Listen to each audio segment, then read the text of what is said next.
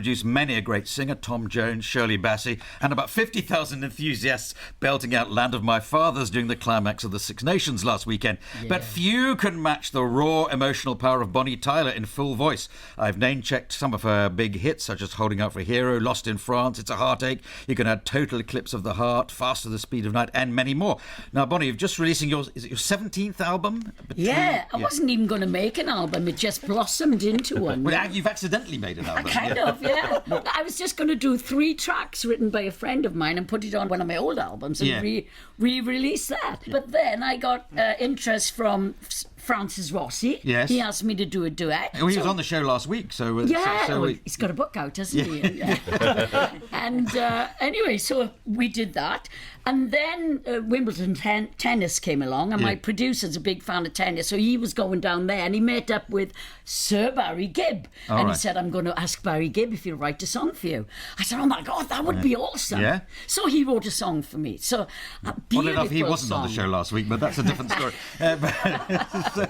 So he did one, and you said a few duets you've done on here. Yeah, and I immediately, when I saw that, I thought, I know, I'll say you should do one with Rod Stewart. But you are doing one with Rod Stewart. Yeah. I am, yeah.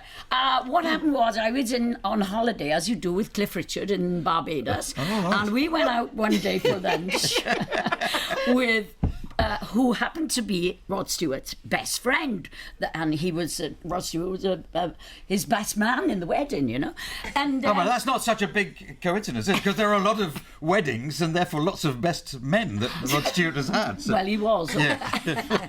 Anyway, so I said to his friend, will you ask Rod if he'll do a duet with me, you know? And he said, I tell you what, he said, send me an email with the song and I'll pass it on to Rod and see what happens. So when I found the right song, Battle of the Sexes, I sent it, and within a couple of days, Rod Stewart got back to me personally and said, yes, I love the song, and why not? Let's do it. So anyway, then I go back to Portugal, and Cliff comes over to the house, right?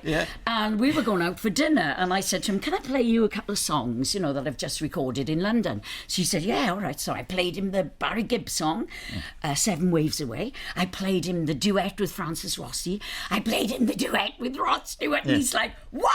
He said, Rod's done a duet with you. I said, yeah. He said, we could do one. I said, I'll keep you to that, mind. You know. And so he said, if we find the right song, and so my producer put the feelers out for this song, came back, taking control, right? Fantastic. He did it. By then he was in his other house in Florida, so he did his vocal in Florida, and I did mine in London. Because you can do it with anybody. You can even do with dead performers. Yeah, you can. Yeah, you should get together with Prince and get the Rolling Stones drummer as well, because then you could be Bonnie, Prince, Charlie. That'd be a great. Clever little song. Could you do one with Theresa May, and then I think that might solve everything. Taking control. You never know, do you? Well, she might have some time on her hands. She's a bit husky these days as well, isn't she? I wouldn't be surprised. Let me ask you, because a lot of people know this, but you started off singing, and then you had what might have been a complete calamity. You had, was it nodules on your... I had nodules on my vocal cords. I had to have them scraped off. And you're not allowed to talk for 6 weeks after the operation, you know. Can you imagine me not... How did you do it? Did you get through 6 minutes? No, I couldn't get through 6. Anyway, I ended up worse than I was, and then I had my first hit record in America with It's a Heartache, which bought my house in Portugal. So do you think that, I mean, it's just an odd thing to think, but that's that kind of the making of you. It marked you out as a singer. Well, a different singer. I got discovered by mistake, actually. I was working in a club in Swansea, and I'd been working in this club for like 7 years as a resident singer, and the talent scout came down from London, and he came down particularly to listen to the boys singing in the band upstairs. But luckily for me, he came on the one downstairs and I was singing. And so I went to London, had made my first demo was Lost in France. And also Amy Wadge, who writes with Ed Sheeran, right? She, Thinking Out Loud, she had, #1 all over the world with him. She was a friend of my brother on Facebook, so I said to my brother, ask Amy if she'll write me some songs. So he did, and she got in touch with me, and she got 3 songs on the album. Beautiful. One of them she wrote especially for me called Older. I said, thank you very much. Can I ask you another crucial part of your career? Because I think you went to contact Jim Steinman, who was responsible for all those Meatloaf hits. The record company thought I was mad. They asked me, who do I want to work with? And I said, I saw Meatloaf on the old Grey Whistle test, and I said, I want to work with whoever's writing and producing Meatloaf. Yeah. And they said, oh, come on, Bonnie, that's Jim Steinman. He's never going to do it. I said, why? I said, ask him. You never know till you ask, you know. And he asked him, and I went to New York to meet him, and then he had started writing Total Eclipse of the Heart years before, and he finished it off after he met moi. But there is a sort of similarity between those big epic ballads you do and Meatloaf. You almost clicked on it earlier on. You said it got worth sat nav. They say don't buy a sat nav off Bonnie Tyler because it keeps telling you to turn around.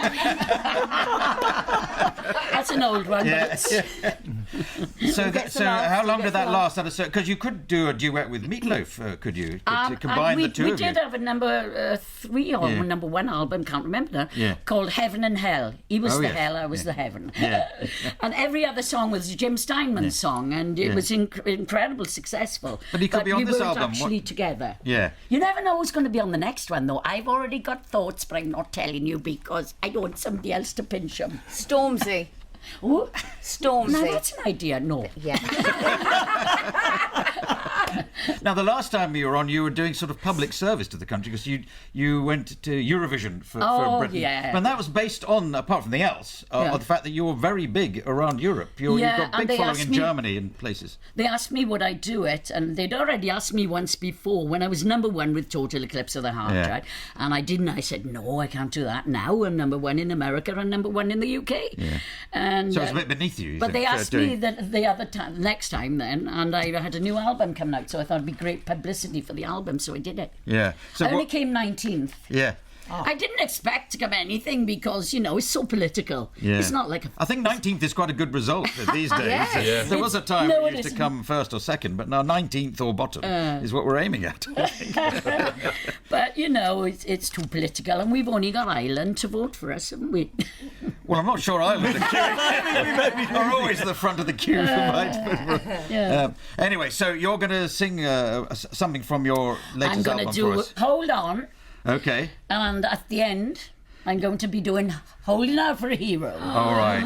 I was going to tease the audience by saying Oh, you're sorry. going to do a big one of your big early numbers, but we won't say which one. But anyway, you can wave. So Well, you can cut that out. yeah, can't you? no. So can I invite you to go over to the microphone and? now? Well, yeah, I thought while the programme's on would be the best time to do it. So thank you very much for joining us, Bonnie Tyler, and here is something from her.